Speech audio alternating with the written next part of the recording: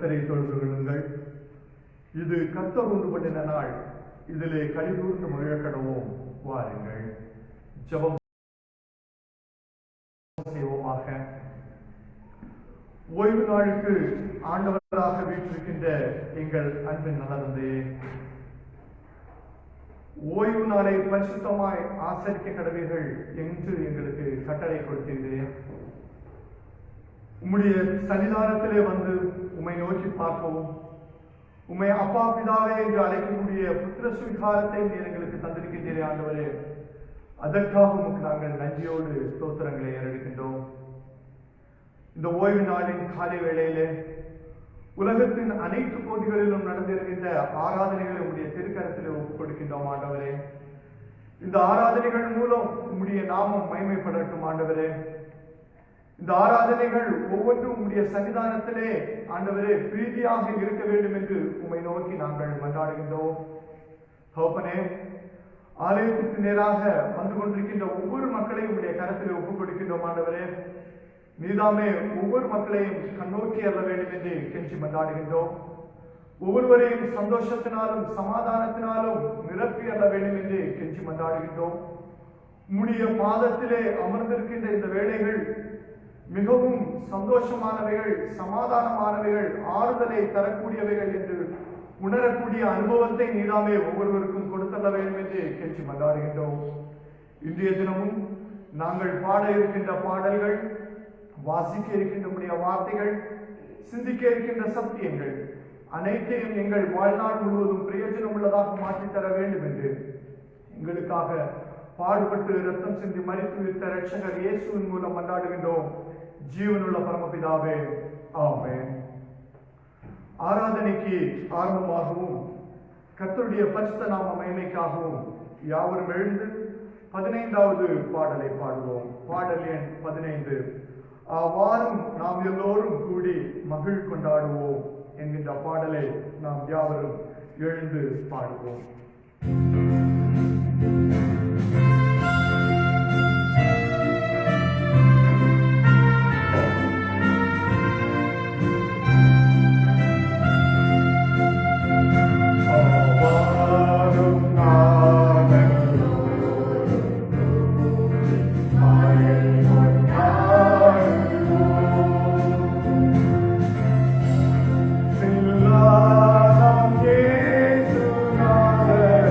Wow.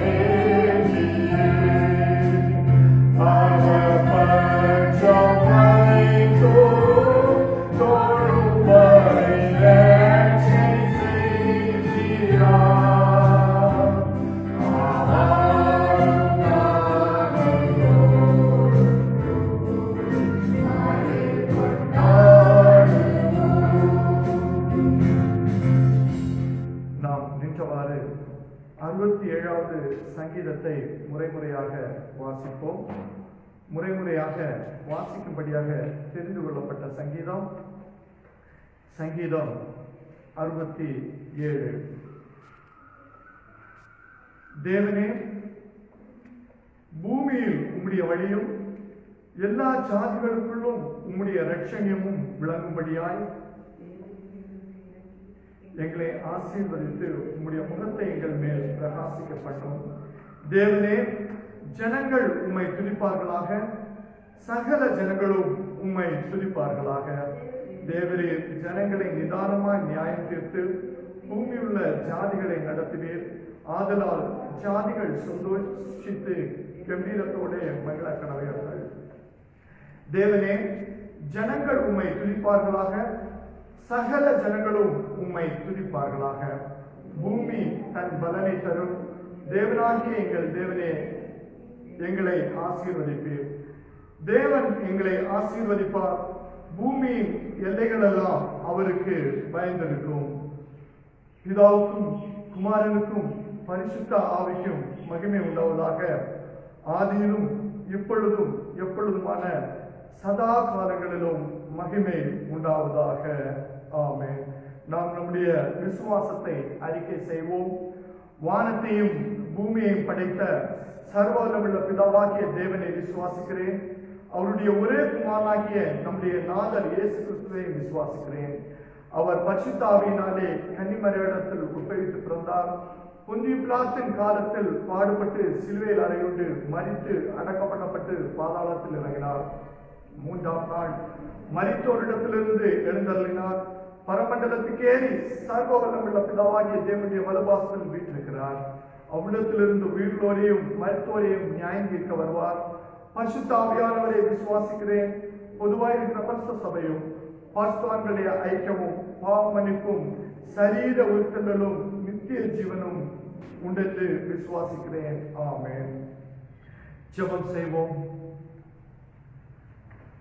எங்களை அனுதினமும் போஷிப்பித்து பராமரித்து பாதுகாத்து வழிநடத்தி வருகின்ற எங்கள் அன்பு நல்ல தந்தையே, இந்த நல்ல நாளுக்காக உமக்கு நாங்கள் நன்றியோடு ஸ்தோத்திரங்களை ஏறெடுக்கின்றோம். ஆண்டவரே, இம்மட்டும் நீர் எங்களோடு கூட இருந்து எங்களுக்கு ஜீவன், சுகம், பலன் ஆகியவற்றை தந்து எல்லா நன்மைகளாலும் ஆசீர்வாதத்தாலும் எங்களை நீர் நிரப்பினீரே ஆண்டவரே.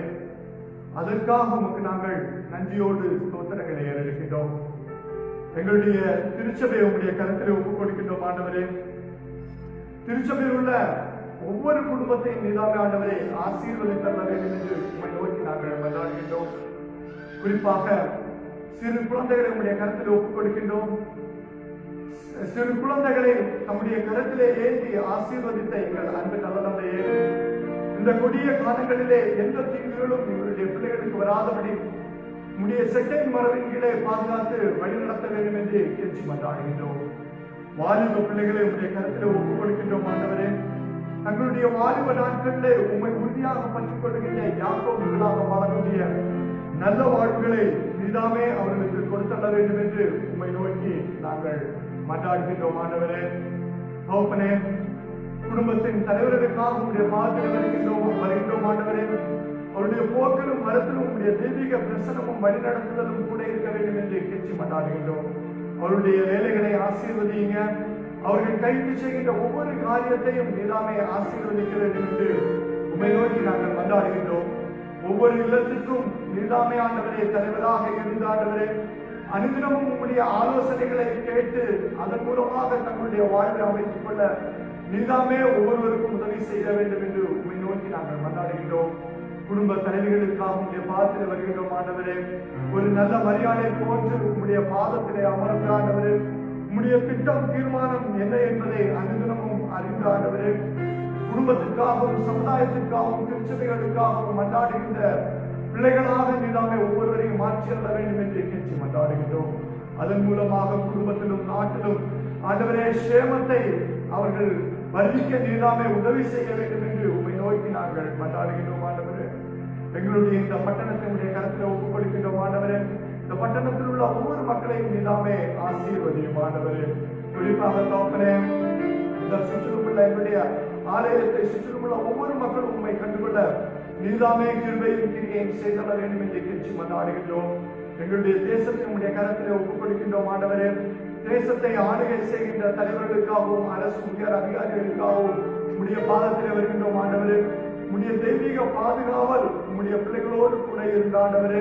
எங்களுடைய தேசத்தை நன்மையும் செம்மையும் நீதியும் முன்னேற்றமுமான வழியிலே வழிநடத்த செல்ல வேண்டிய நல்ல ஞானத்தையும் ஆற்றலையும் நீதாமே அவர்களுக்கு கொடுத்தள்ள வேண்டும் என்று உம்மை நோக்கி நாங்கள் மன்றாடுகின்றோம் ஆண்டவரே. தகப்பனே, எங்களுடைய தேசத்திலே நடத்த இருக்கின்ற ஊழியங்களை உடைய கரத்திலே ஒப்புக் கொடுக்கின்றோம் ஆண்டவரே. இந்த ஊழியர்கள் மூலமாக உடைய நாமம் மகிமைப்பட வேண்டும் என்று உம்மை நோக்கி நாங்கள் மன்றாடுகின்றோம் ஆண்டவரே. உம்முடைய சித்தம் தீர்மானம் ஆண்டவரே இந்த உலகத்திலே நடைபெற வேண்டும் என்று உம்மை நோக்கி நாங்கள் மன்றாடுகின்றோம் ஆண்டவரே. தொடர்ந்துள்ள ஆராதனையை நீதாமே பொறுப்பேற்றுக் கொள்ளுங்க ஆண்டவரே. நீர் மகிமைப்படுங்க. எல்லாவற்றையும் எங்களுக்காக பாடுபட்டு மரித்து இயேசுவின் மூலம் மன்றாடுகின்றோம் ஜீவனுள்ள பரமபிதாவே, ஆமென். இப்பொழுது முதலாவது வேத பாடம் வாசிக்க கேட்கிறோம். வாசிக்கும்படியாக தெரிந்து கொள்ளப்பட்ட முதலாம் வேத பாடம் பிலிப்பியர் 4ஆம் அதிகாரம் வசனங்கள் 10 முதல் 20 முடிய.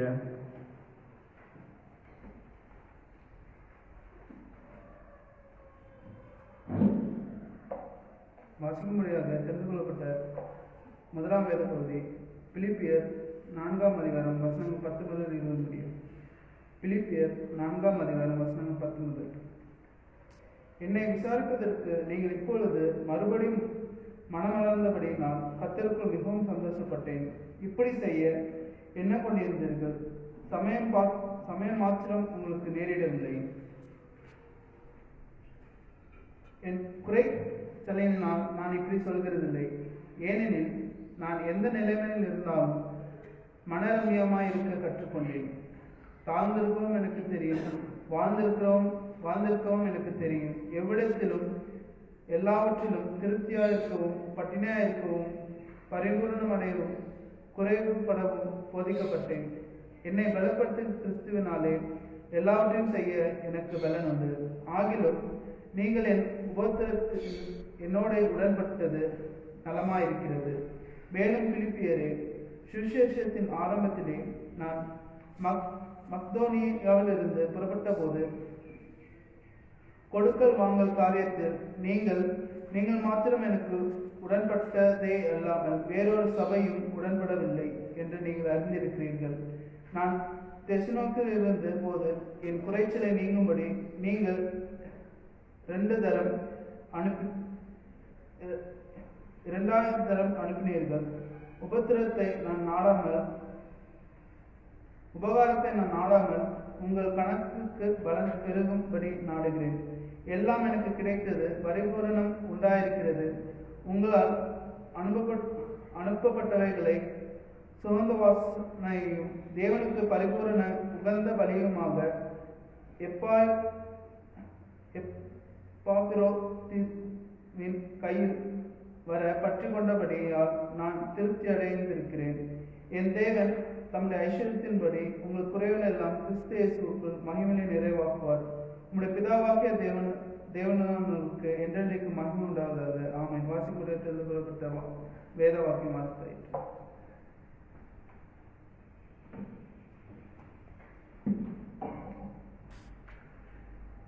தேவன் ஆவியாயிருக்கிறார். அவரை தொழுது கொள்ளுகிறவர்கள் ஆவியோடும் உண்மையோடும் அவரை தொழுது கொள்ள வேண்டும். இது கர்த்தர் உண்டு பண்ணின நாள், இதிலே கைகொண்டு மகிழ கடவோம். பூமியின் குடிகளே, எல்லோரும் கர்த்தரை கம்பீரமாய் பாடுங்கள். மகிழ்ச்சியோட கர்த்தருக்கு ஆராதனை செய்து ஆனந்த சத்தத்தோட அவர் சந்நிதி முன் வாருங்கள். துன்மார்க்கன் தான் செய்த துன்மார்க்கத்தை விட்டு விலகி நீதியையும் நியாயத்தையும் செய்வானேயாக அவன் தன் ஆத்மாவை பிழைக்க பண்ணுவான். தேவனு கேட்கும் பலிகள் நொறுங்குண்டாவிதான். தேவனே, நொறுங்குண்டதும் நறுங்குண்டதுமான இருதயத்தை நீர் புறக்கணியீர். உங்கள் வஸ்திரங்களை அல்ல, உங்கள் இருதயங்களை கிழித்து உங்கள் தேவனாகிய கர்த்தரிடத்தில் திரும்புங்கள்.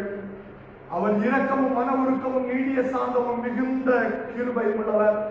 அவர் தீங்குக்கு மனஸ்தாபப்படுகிறவருமாய் இருக்கிறார். நான் எழுந்தேன் தகப்பனிடத்துக்கு போய், தகப்பனே, மரத்துக்கு விரோதமாகவும் உமக்கு முன்பதாகவும் பாவம் செய்தேன், இனிமேல் உம்முடைய குமாரன் என்று சொல்லப்படுவதற்கு நான் பாத்திரன் அல்ல என்பேன். நமக்கு பாவமில்லை என்போமானால் நம்மை நாமே வஞ்சிக்கிறவர்களாயிருப்போம். சத்தியம் நமக்குள் இராது. நம்முடைய பாவங்களை நாம் அறிக்கையிட்டால் பாவங்களை நமக்கு மன்னித்து எல்லா அநியாயத்தையும் நீக்கி நம்மை சுத்திகரிப்பதற்கு கர்த்தர் உண்மையும் நீதியும் உள்ளவருமாய் இருக்கிறார். பிரியமானவர்களே, நம்முடைய பரமபிதாவாகிய சர்வவல்லமையுள்ள தேவனுடைய அளவிலாத தயவினாலும் இரக்கத்தினாலும் பாவ மன்னிப்பை பெறுவதற்காக நாம் செய்த பலவிதமான பாவங்களையும் அக்கிரமங்களையும் அவர் சன்னிதானத்தில் மாயமாய் மறைத்துக் கொள்ளாமல் பணிவும் தாழ்மையும் துக்கமும் கீழ்ப்படிதலும் உள்ள இருதயத்தோடு அறிக்கையிட வேதவசனம் பற்பல வாக்கியங்களில் நம்மை ஏவுகிறது.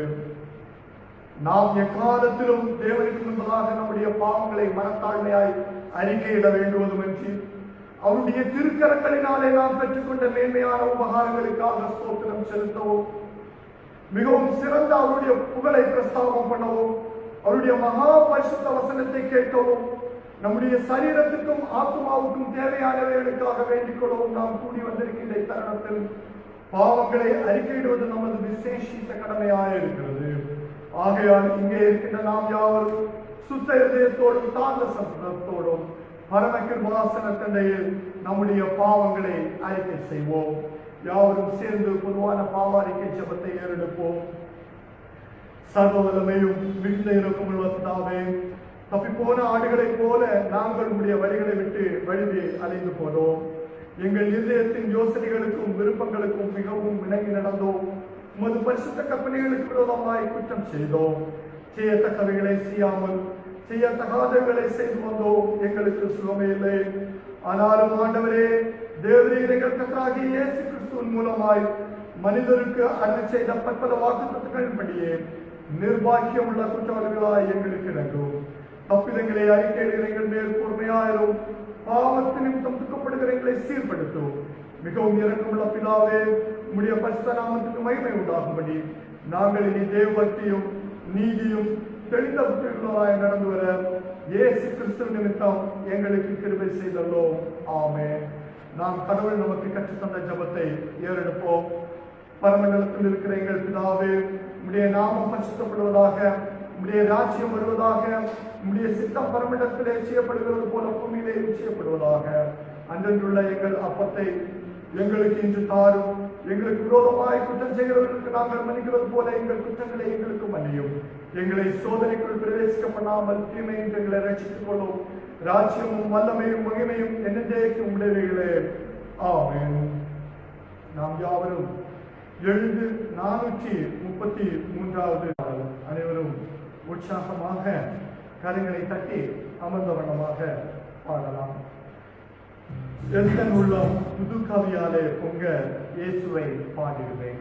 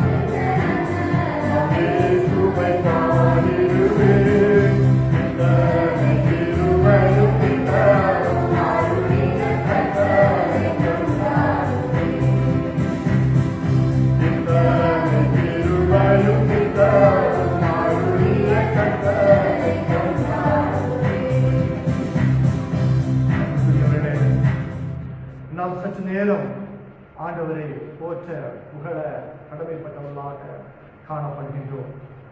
வானத்தையும் பூமியையும் சமுத்திரத்தையும் வந்துள்ள யாவற்றையும் உண்டாக்கின தேவனாகிய கர்த்தர் பரிசுத்தர் பரிசுத்தர் பரிசுத்தர் என்று போற்றப்பட்டுக் கொண்டிருக்கின்றார். அவனமாக நாமும் அவரை பரிசுத்தர் பரிசுத்தர் பரிசுத்தர் என்று போற்றப்பட கடமைப்பட்டவர்களாக காணப்படுகின்றோம். இருந்தவரும் இருக்கிறவரும் வருகிறவருமாகிய தேவனாகிய கர்த்தர் பரிசுத்தர் பரிசுத்தர் பரிசுத்தர் என்று அவர் எப்பொழுதும் போற்றப்பட்டுக் கொண்டிருக்கின்றார். நாமும் அவனமாக அவர் பரிசுத்தர் பரிசுத்தர் பரிசுத்தர் என்று போற்ற கடமைப்பட்டவர்களாக காணப்படுகின்றோம். அவர் வானாதி வானங்கள் கொள்ளாத துரியாதி துரியவர். அவர் நேற்றும் இன்றும் என்றும் மாறாத சர்வவல்லமையுள்ள தேவன். ஆம் அன்புக்குரியவர்களே, நாம் பாவிகளாக இருக்கையில் நம்மை பேர் சொல்லி அழைத்து தெரிந்தெடுத்து அவருடைய நீதியையும் அவருடைய பரிசுத்தத்தையும் நமக்கு தந்து நம்மை நீதிமான்களாகவும் பரிசுத்தவான்களாகவும் மாற்றி அவரை அப்பா பிதாவே என்று அழைக்கக்கூடிய புத்திர சுவீகாரத்தையும் தந்து அவரோடு கூட நீடூழி காலம் வாழக்கூடிய நித்திய வாழ்வையும் தந்திருக்கின்ற அந்த நல்ல தேவனுக்கு நாம் எண்ணத்தை செலுத்த இருக்கின்றோம். நாம் உள்ளத்தின் ஆழத்தில் இருந்த ஆண்டவருக்கு நன்றியோடு ஸ்தோத்திரங்களை ஏறெடுக்க கடமைப்பட்டவர்களாக காணப்படுகின்றோம். அன்புக்குரியவர்களே, எண்ணி பாருங்கள், கடந்த ஒரு மாத காலம் தேவன் நம்மோடு கூட இருந்து கண்மணியை போல பாதுகாத்தார். இந்த உலகமே தத்தளித்த வேளையிலே, தவித்த வேளையிலே, கலக்கிற வேளையிலே ஆண்டவர் சென்ற காலம் முழுவதும் நம்மோடு இருந்து ஒரு சேதம் அடையாமல் நம்மை பாதுகாத்தார் என்று நாம் பாடினோம். நாம் பாடிய வண்ணமாகவே ஆண்டவர் நம்மோடு கூட இருந்து சென்ற காலம் முழுவதும் நம்மோடு கூட இருந்து ஆசீர் பொழிந்த அந்த நல்ல தேவனுக்கு நாம் உள்ளத்தின் ஆழத்திலிருந்து நன்றியோடு ஸ்தோத்திரங்களை ஏறெடுக்க கடமைப்பட்டவர்களாக காணப்படுகின்றோம். இந்த புதிய மாதத்துக்குள்ளே ஆண்டவர் நம்மை பிரவேசிக்க கிருபை கொடுத்தார். நமக்கு ஜீவன் சுகம் பலனை தந்தார். இந்த உலகத்திலிருந்து எத்தனையோ பேர் எடுத்துக் கொள்ளப்பட்டிருக்கிறார்கள். நாம் அவர்களை விட பக்தர்களோ சுத்தர்களோ அல்ல. ஆயிரம் நம்முடைய ஆயுள் நாட்களை இன்னும் ஆண்டவர் கூட்டிட்டு தந்திருப்பது அவருடைய தூய கிருபை. அவர் நம்ம மீது பாராட்டின அன்பு இரக்கம், அந்த அநாதி அன்பை நினைத்து நாம் ஆண்டவருக்கு நன்றியோடு ஸ்தோத்திரங்களை ஏறெடுக்க கடமைப்பட்டவர்களாக இருக்கின்றோம். நாம் செய்த தப்பிதங்களை நிமித்தமாக இமைப்பொழுதே நம்முடைய முகத்தை மறைத்தாலும் அவர் திரும்பவும் கோபம் நீங்கி நம்மோடு கிருபை பொழிந்தார் என்று பாடினோம் அல்லவா? அவனமாக நம் மீது கிருபை பொழிந்தார் நல்ல ஆண்டவருக்கு நாம் நன்றியோடு ஸ்தோத்திரங்களை எடுக்க கடமைப்பட்டவர்களாக காணப்படுகின்றோம். பஞ்ச காலங்கள் பெருகினாலும் அங்கும் இங்கும் நோய்கள் பரவி பலரை அழித்தாலும் ஆண்டவர் நம்மோடு கூட இருந்து ஆண்டவர் நமக்கு அடைக்கலம் தந்து நம்மை பாதுகாத்தார் அல்லவா? அந்த நல்ல ஆண்டவருக்கு அன்புக்குரியவர்களே, நாம் உள்ளத்தின் ஆழத்திலிருந்து நன்றியோடு நாம் ஸ்தோத்திரங்களை ஏறெடுப்போம். ஆண்டவர் நம்மிடத்திலே எதிர்பார்ப்பது நாம் நன்றி நிறைந்த மக்களாக காணப்பட வேண்டும். ஆண்டவரிடத்திலே நாம் நன்றி உள்ள மக்களாக காணப்பட வேண்டும் என்றால் ஆண்டவர் நம்மிடத்திலே எதிர்பார்க்கின்றார். நம்முடைய பொன்னையோ பொருளையோ ஆசையோ ஆண்டவர் எதிர்பார்ப்பதில்லை. என்னுடைய பிள்ளை என்னிடத்திலே நன்றி உடையவனாக காணப்படுகின்றாரா என்பதை மட்டும்தான் ஆண்டவர் நம்மிடத்திலே எதிர்பார்க்கிறார். கடந்த மாதம் முழுவதும் நம்மோடு கூட இருந்து நமக்கு ஜீவன் சுகம் பலனை தந்து போஷித்து பராமரித்து எல்லா நன்மைகளாலும் ஆசீர்வாதத்தாலேயும் நம்மை நிரப்பினார். எண்ணி பாருங்கள், நம்முடைய பிள்ளைகளுக்கு அவர் போதுமானவராக இருந்தார். பிள்ளைகளுக்கு எந்த தீங்கும் அண்டாதபடி அவர் நம்முடைய பிள்ளைகளோடு கூட இருந்து பாதுகாத்தார். பிள்ளைகளுக்கு நல்ல கல்வியை கொடுத்தார், கல்விக்கேற்ற வேலையை கொடுத்தார், போக்கிலும் மரத்திலும் கூட இருந்து பிள்ளைகளை தாங்கினார். அந்த நல்ல ஆண்டவருக்கு நம் உள்ளத்தின் ஆழத்திலிருந்து நன்றியோடு ஸ்தோத்திரங்களை ஏறெடுக்க கடமைப்பட்டவர்களாக காணப்படுகின்றோம். அன்புக்குரியவர்களே, நாம் உள்ளத்தின் ஆழத்திலிருந்து ஆண்டவருக்கு நன்றியோடு நாம் ஸ்தோத்திர பலிகளை ஏறெடுப்போமா? எலியாவின் தேவன் நம் தேவன், எலியாவின் தேவன் நம் தேவன் என்று சொல்லி ஆண்டவரை நாம் மகிமைப்படுத்துவோமா?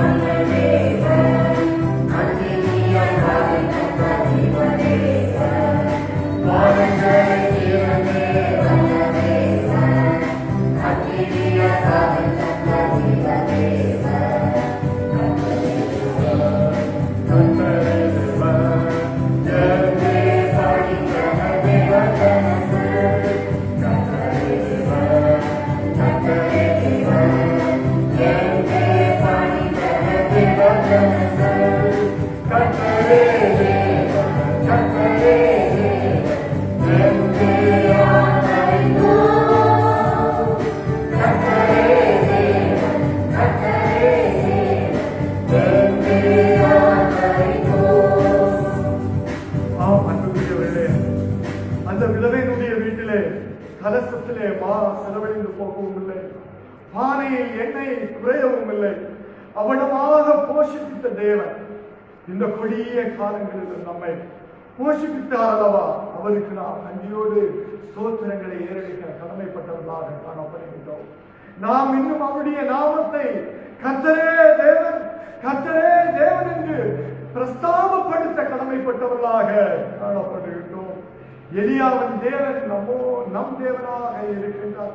அன்றைக்கு அந்த திரளான ஜனங்கள் மத்தியிலே அவர்கள் பகல் முழுவதும் கூக்குரலிட்டும் எந்த பதிலும் கிடைக்கவில்லை. ஆனால் எலியாவோ வானத்துக்கு நேராக தன்னுடைய முகத்தை ஏறெடுத்து பார்த்து கர்த்தரை நோக்கி விண்ணப்பித்த போது அக்கினியாக இறங்கி அந்த பலியை பட்சித்து போட்ட தேவன் இன்றைக்கும் ஒவ்வொருவருடைய கஷ்டங்களையும் துன்பங்களையும் பட்சித்து அவற்றை நீக்கிவிட வல்லவராக இருக்கின்றார். அன்புக்குரியவர்களே, அந்த தேவனை கர்த்தரே தேவன், கர்த்தரே தேவன், அவரே மெய்யான தேவன், அவரே வானத்தையும் பூமியையும் படைத்த சர்வவல்லமையுள்ள தேவன் என்று நாம் அறிக்கையிட கடமைப்பட்டவர்களாக காணப்படுகின்றோம். அன்புக்குரியவர்களே, எண்ணி பாருங்கள், எத்தனையோ பேர் இந்த கடந்த ஒரு மாதத்திலே நம்மை விட்டு இந்த உலகத்தை விட்டு அவர்கள் மாற்றப்பட்டு இருக்கின்றார்கள். நாம் அவர்களை விட எவ்வளவேனும் பக்தர்களோ சுத்தர்களோ அல்ல. ஆயினும் கடவுள் நமக்கு நல்ல ஜீவன் சுகம் பலனை தந்திருப்பது அவருடைய கிருபை என்று உணர்ந்து உள்ளத்தின் ஆழத்தில் இருந்த கடவுளுக்கு நன்றியோடு ஸ்தோத்திரங்களை எழுப்போம். நமக்கு நல்ல பலனை தந்தார், நல்ல சுகத்தை தந்தார், நல்ல ஆகாரத்தை தந்தார், நல்ல உடையை தந்தார். எல்லாவற்றுக்கும் மேலாக அனுதினமும் நம்மை பராமரித்து பாதுகாத்து போஷித்தார். அந்த நல்ல ஆண்டவருக்கு நாம் உள்ளத்தின் ஆழத்தில் நன்றியோடு ஸ்தோத்திரங்களை எடுக்க கடமைப்பட்டவர்களாக காணப்படுகின்ற அன்புக்குரியவர்களே, இன்னும் பல நன்மைகளை ஆசீர்வாதங்களை கடவுள் நமக்கு வைத்திருக்கிறார். ஆனால் அவற்றை நாம் பெற்றுக்கொள்ளாத வண்ணம் இன்னும் நம்முடைய பாவங்கள் அவற்றுக்கு தடையாக இருக்குமானால் நம்முடைய பாவங்களை அறிக்கையிடுவது நமது விசேஷித்த கடமையாக காணப்படுகின்றது. வேதம் சொல்கின்றது, தன் பாவங்களை மறைக்கிறவன் வாழ்வடைய மாட்டான், அவற்றை அறிக்கை செய்து விட்டு விடுகின்றவனோ இரக்கம் வருவான் என்று வேதம் சொல்கின்றது. உங்கள் பாவங்கள் இரத்தாம்பர சிகப்பாய் இருந்தாலும் பஞ்சை போல் வெண்மையாகும் என்று வேதம் சொல்கின்றது. நம்முடைய பாவங்களை ஆண்டவருடைய சன்னிதானத்திலே அறிக்கை செய்வோமா? நம்முடைய மன மேட்டிமைகள், நம்முடைய அகந்தைகள், நம்முடைய பொறாமைகள், நான் என்கின்ற ஆணவங்கள், பெருமைகள் இன்னும் ஆண்டவருடைய ஆசீர்வாதத்தை நாம் பெற்றுக் கொள்ளாமல் இவை தடையாக காணப்படுகின்றதா? எண்ணி பாருங்கள். அவற்றை நாம் ஆண்டவருடைய சன்னிதானத்திலே அறிக்கை செய்வோம். நிச்சயமாக அவர் அவற்றை மன்னித்து அவர் வைத்திருக்கின்ற ஆசீர்வாதத்தை பெற்றுக் கொள்ள நம்மை தகுதியுடையவர்களாக அவர் மாற்ற வல்லவராக இருக்கின்றார். அன்புக்குரியவர்களே, கடந்த நாட்களிலே எத்தனையோ முறை நன்மையான ஈவுகளை செய்ய நமக்கு கடவுள் வாய்ப்புகளையும் தருணங்களையும் தந்து நாம் அவற்றை அசட்டை செய்து அந்த ஐஸ்வர்யவானை போன்று நாம் லாசரு நம்முடைய வாதப்படியிலே இருக்கும் போது நாம் அவர்களுக்கு நன்மைகளை செய்யாமல் நாம் நம்முடைய வாதப்படியிலே தேவைகளோடு இருந்தவர்களை மறந்து நாம் சுகமுகமாக வாழ்ந்தோம் அல்லவா? கடவுள் நமக்கு நன்மையான ஈவுகளை செய்ய வாய்ப்புகளையும் தருணங்களையும் தந்தும் நாம் அவற்றை தவறுவிட்டவர்களாக காணப்பட்டோமானால் ஆண்டவருடைய சன்னிதானத்திலே நாம் அறிக்கை செய்வோம். ஆண்டவரே, ஒரு விசை என்னை கண்ணோக்கியவோ ஆண்டவரே, எனக்கு நன்மை செய்ய திராணி இருக்கும்போது அதை செய்ய தக்கவர்களுக்கு செய்யாமல் இராதே என்று ஆண்டவர் சொல்லி இருக்கின்றார். அப்படி நம்மை நாடி தேடி வந்தவர்களுக்கு நாம் நன்மை செய்யாமல் போனோம் என்றால் ஆண்டவருடைய சன்னிதானத்தில் அறிக்கை செய்வோம் நம்முடைய பாவங்களை. அன்புக்குரியவர்களே, இன்னும் நம்முடைய வாழ்விலே நாம் எதிர்பார்க்கின்ற ஆசீர்வாதங்களை பெற்றுக் கொள்ளாமல் சந்தோஷத்தை சமாதானத்தை இழந்து காணப்படுகின்றோமா? இதற்கெல்லாம் நம்முடைய பாவங்கள் ஒருவேளை தடையாக இருக்கலாம். ஆகவே அந்நாளை போன்று அவருடைய சன்னிதானத்திலே வந்திருக்கின்றதா நம்முடைய பாவங்களை மனத்தாழ்மையாய் அறிக்கை செய்வோம். ஆனால் தேவனுடைய சன்னிதானத்திலே கண்ணீரை ஊற்றினார். வேதம் சொல்கின்றது, அதன் பிறகு அவள் முகம் துக்க முகமாய் இருக்கவில்லை என்று வேதம் சொல்கின்றது. நம்முடைய கண்ணீர்களுக்கு நாம் பதிலை தருகின்ற தேவனாக இருக்கின்றார். நம்முடைய கண்ணீரெல்லாம் அவருடைய கருத்தில் இருக்கின்ற துருத்தியிலே சேகரித்து வைக்கப்பட்டிருக்கின்றது என்று வேதம் சொல்கின்றது. ஆகவே அன்புக்குரியவர்களே, நம்முடைய துக்கங்களை, நம்முடைய பாரங்களை ஆண்டவருடைய சன்னிதானத்திலே நாம் சொல்லுவோம். அவர் நிச்சயமாக நம்முடைய தேவைகளை சந்திக்க வல்லவராக இருக்கின்றார். எங்கள் அன்பின் நல்ல தந்தையே, சற்று நேரம் உடைய சன்னிதானத்தில் நீர் செய்த நன்மைகளை நினைந்து உண்மை நாங்கள் போற்றவும் புகழவும், எங்களுடைய பாவங்களை அறிக்கை செய்யவும், எங்களுடைய தேவைகளுக்காக நாங்கள் உடைய பாதத்திலே மன்றாடவும் வந்திருக்கின்றோம். ஆண்டவரே, ஒரு முறை கூட எங்களை சுத்திகரியும், ஈசோப்பினாலே சுத்திகரியும், அப்பொழுது நான் சுத்தமாவேன். நீர் எங்களை சுத்திகரித்ததற்காக உமக்கு நாங்கள் நன்றி செலுத்துகின்றோம். ஆண்டவரே, தகப்பனே, இதை கேட்டுக்கொண்டிருக்கின்ற ஒவ்வொருவரையும், எங்களுடைய திருச்சபையில் உள்ள ஒவ்வொருவரையும் நீதாமே ஆசீர்வதியும். ஆண்டவரே, எங்களுடைய தேசத்திலே சேமத்தை கட்டளையிடும் ஆண்டவரே, இந்த கொடிய நோய்கள், இந்த கொள்ளை நோய்கள் எங்களுடைய தேசத்தை விட்டு, இந்த உலகத்தை விட்டு அகன்று போகட்டும். ஆண்டவரே, தகப்பனே, இறுதி காலத்தில் இவைகள் சம்பவிக்க வேண்டியவைகளே என்பதை நாங்கள் அறிந்திருக்கின்றோம். ஆண்டவரே, ஆயினும் அப்பனே, உம்முடைய சுவிசேஷம் இந்த உலகம் முழுவதும் பிரசங்கிக்கப்படும்.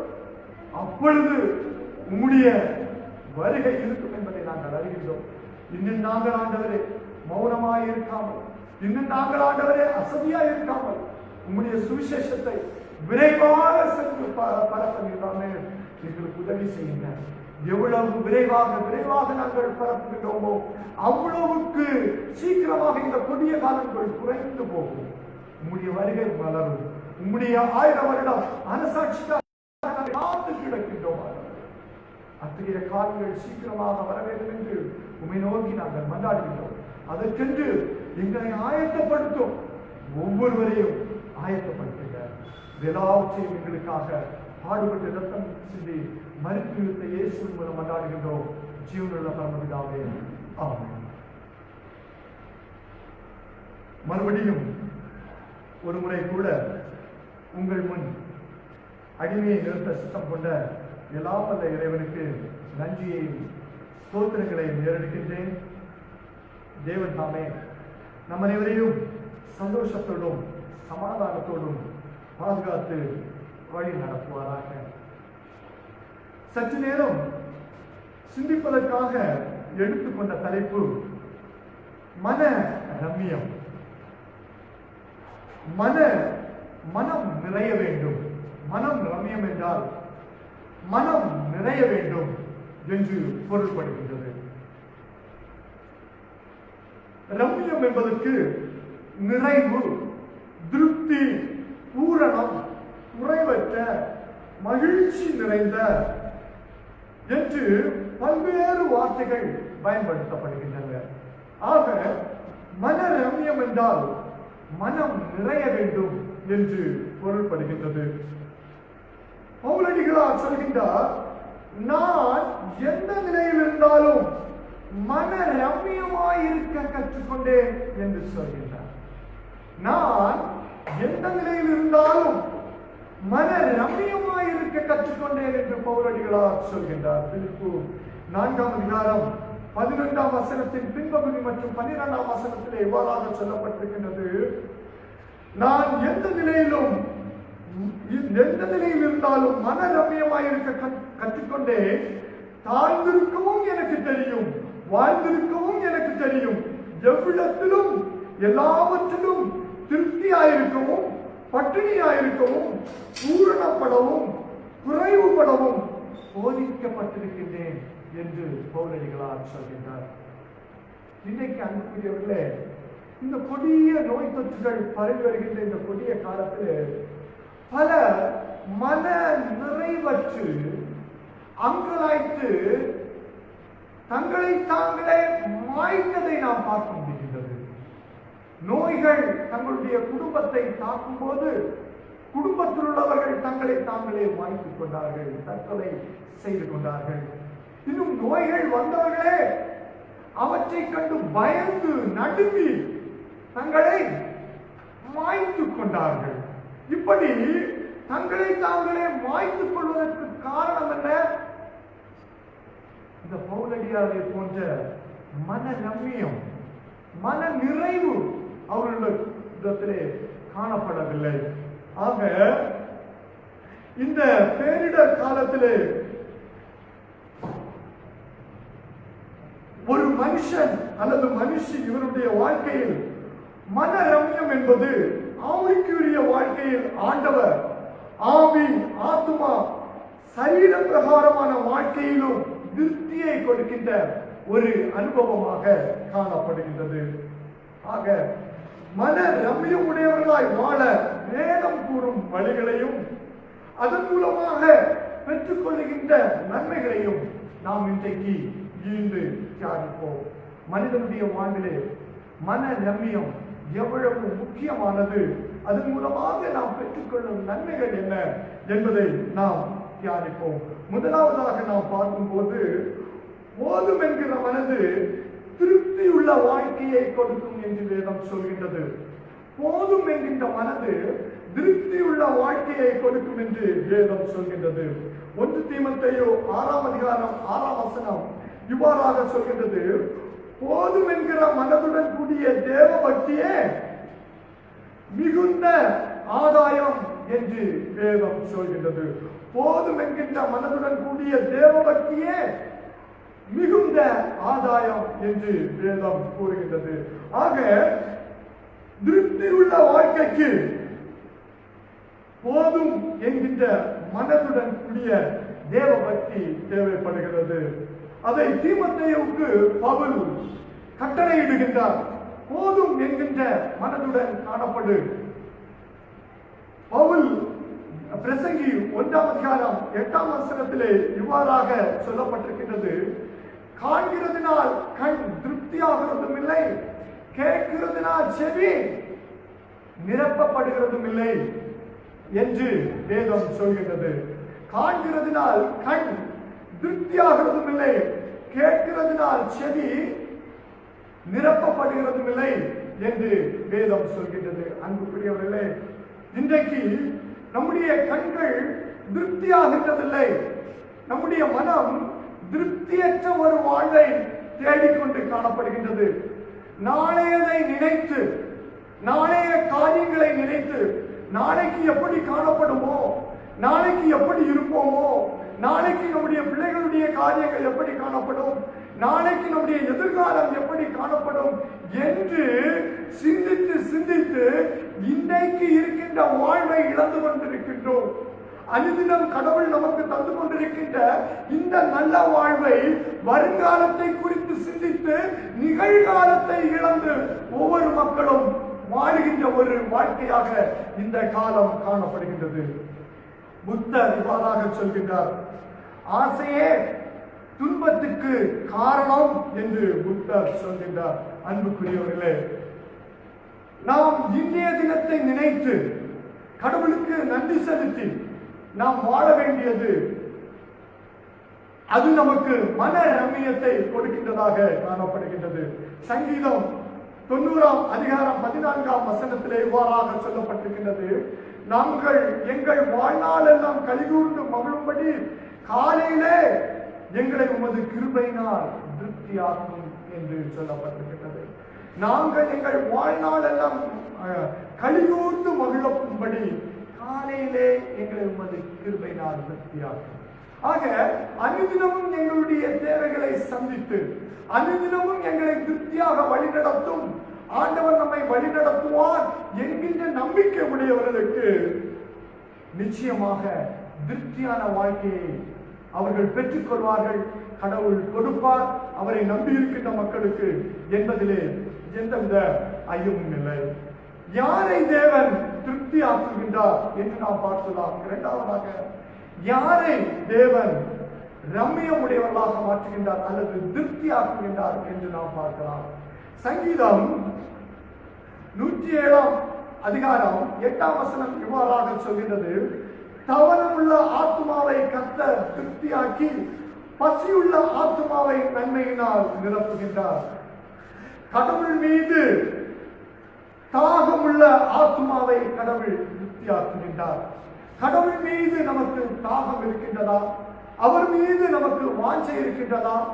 அவரை குறித்த, அவருடைய சத்தியத்தை குறித்த, அவருடைய பணியை குறித்த தாகம் யாரிடத்திலே காணப்படுகின்றதோ அவர்களை கடவுள் திருப்தியாக்குகின்றாரா? பசியுள்ள ஆத்மாவை நன்மையினால் நிரப்புகின்றாரா? கடவுள் மீது பசி உடையவர்களாக அவருடைய நாமத்தை பிரஸ்தாபப்படுத்த வேண்டும், அவருடைய புகழை அறிவிக்க வேண்டும். இந்த அழிந்து போகின்ற ஆத்துமாக்களை, நரகத்துக்கு நேராக சென்று கொண்டு இருக்கின்ற ஆத்துமாக்களை குறித்து பசியுள்ள ஆத்துமாக்களை ஆண்டவர் திருப்தியாக்குகின்றார் என்று சங்கீதக்காரன் சொல்கின்றார். பிரசங்கி 5:19 இவ்வாறாக சொல்லப்பட்டிருக்கின்றது, தேவன் ஐஸ்வர்யத்தையும் சம்பத்தையும் எனக்கு கொடுக்கிறாரோ அவர் அதிலே புசிக்கவும் தன் பங்கை பெறவும் தன் பிரயாசத்திலே மகிழ்ச்சியா இருக்கவும் அவனுக்கு அதிகாரம் அளிப்பது தேவனுடைய அனுகிரகம் என்று சொல்லப்பட்டிருக்கின்றது. தேவன் ஐஸ்வர்யத்தையும் சம்பத்தையும் எவனுக்கு கொடுக்கிறாரோ அவர் ஐஸ்வர்யத்தையும் சம்பத்தையும் நமக்கு தருகின்றார். ஆனால் அதிலே புசிக்க அதிகாரத்தை தருவது கடவுளுடைய சித்தமாக இருக்கின்றது. ஆக ஐஸ்வர்யத்தை பெற்ற அனைவரும் நான் அதனை புசித்து விட்டேன், அதிலே கழிவுந்து விட்டேன் என்று சொல்லிவிட முடியாது. இன்றைக்கு ஐஸ்வர்யம் இருக்கின்றது, ஆனாலும் அதனை அனுபவிக்க முடியாத சூழ்நிலைகள் காணப்படுகின்றது. எண்ணி பாருங்கள், நாம் எவற்றையெல்லாம் உண்ண வேண்டும் என்று விரும்பினாலும் நம்மால் உண்ண முடியாது. காரணம் என்ன? நம்மிடத்திலே காணப்படுகின்ற நோய்கள், நம்மிடத்திலே காணப்படுகின்ற வியாதிகள், அவற்றை அனுமதிக்காமல் காணப்படுகின்றது. ஐஸ்வர்யம் இருக்கின்றது, ஆனால் அவற்றை அனுபவிக்க முடியவில்லை. இதனை அனுபவிக்க வேண்டிய அந்த அனுகிரகத்தை யார் தர வேண்டும்? தேவன் தான் தர வேண்டும். நாம் சம்பாதித்து வைத்திருக்கின்றோம், ஆனால் இதனை நான் அனுபவித்து விட முடியுமா? எண்ணி பாருங்கள், அனுதினமும் ஓடி ஓடி சம்பாதிக்கின்றோம், இதனை நான் அனுபவித்து விட முடியுமா? கடவுளுடைய அனுகிரகம் இருந்தால்தான் அதனை அனுபவித்து கொள்ள முடியும் என்பதை நாம் அறிந்து கொள்ள வேண்டும். ஆக இதனை அறிந்து கொள்ளுகின்றவர்களை கடவுள் திருப்தியாக்குகின்றார். என்னதான் ஐஸ்வர்யம் இருந்தாலும், என்னதான் சம்பத்து இருந்தாலும், கடவுளுடைய அனுகிரகம் இல்லாவிட்டால் நான் இதனை அனுபவிக்க முடியாது என்று உணர்ந்து கொள்கின்றவர்களை கடவுள் திருப்தியாக்குகின்றார். எண்ணி பாருங்கள், ஒன்றுமில்லாதவர்களுக்கு எந்த நோயும் இல்லை. இந்த தெருவில் கிடக்கிறாங்க, நம்ம மாஸ்க் எல்லாம் போடுறதில்லை, தெருவில் பிச்சை கேட்டு இருக்கிறாங்க. எந்த நல்ல உதவியும் இல்லை, எந்த சானிடைசரையும் யூஸ் பண்ணலை, குடிக்கிறது கூட இல்லை, அவங்களுக்கு கொரோனாவே இல்லை. அவர்களுடைய கிருபை அவர்களை வழிநடத்துகிறது. அன்புக்குரியவர்களே, நம்முடைய சம்பத்தோ நம்முடைய ஐஸ்வர்யமோ நம்மை பாதுகாக்காது என்பதை உணர்கின்றவர்களை கடவுள் திருப்தியாக்குகின்றவராக காணப்படுகின்றார். 2 ராஜாக்கள் 4ஆம் அதிகாரம் 8 முதல் 13 வரை நாம் பார்க்கும்போது, எலிசா தீர்க்கதரிசியினுடைய காலத்திலே நடந்த ஒரு நிகழ்வை நாம் அங்கே பார்க்க முடிகின்றது. யூதாவில் ராஜாவாக யோசபாத்தும் இஸ்ரவேலின் ராஜாவாக யோராமும் இருந்த காலத்திலே எலிசா தீர்க்கதரிசி மிகவும் பிரபலமடைந்தவராக காணப்பட்டார். காரணம் என்னவென்றால், அவர் சொன்னது அனைத்தும் அப்படியே கடவுள் நிறைவேற்றினார். கடவுள் அவருடைய வாயோடு இருந்தார். கடவுள் என்னென்ன ராஜாக்களுக்கு சொல்ல வேண்டுமோ, அந்த தேசத்து மக்களுக்கும் யூதாவின் மக்களுக்கும் இஸ்ரவேலின் மக்களுக்கும் என்னென்ன சொல்ல வேண்டுமோ அதை அந்த எலியா தீர்க்கன் மூலமாக மன்னிக்க வேண்டும், எலிசா தீர்க்கனின் மூலமாக கடவுள் சொல்லினார். ஆகவே அவர் இந்த ராஜாக்கள் முன்பு மிகவும் கனம் பொருந்திய ஒரு தீர்க்கதரிசியாக காணப்பட்டார். அந்த காலத்திலே சீகேம் ஊரை சேர்ந்த ஒரு கனம் பொருந்திய ஸ்திரீ அங்கே காணப்பட்டாலாம். அவர் ஒவ்வொரு தேசத்திற்கு நடுவாக கடந்து செல்லும் போது இந்த சீகேம் ஊரில் உள்ள அந்த கனம் பொருந்திய ஸ்திரீனுடைய இல்லத்திலே அவர் தங்கி செல்வதும், அவரை வலுக்கட்டாயமாக போஜனம் செய்யும்படி வற்புறுத்தி அவரை உபசரிப்பதும் அவள் செய்து வந்த காரியமாக காணப்படுகின்றது.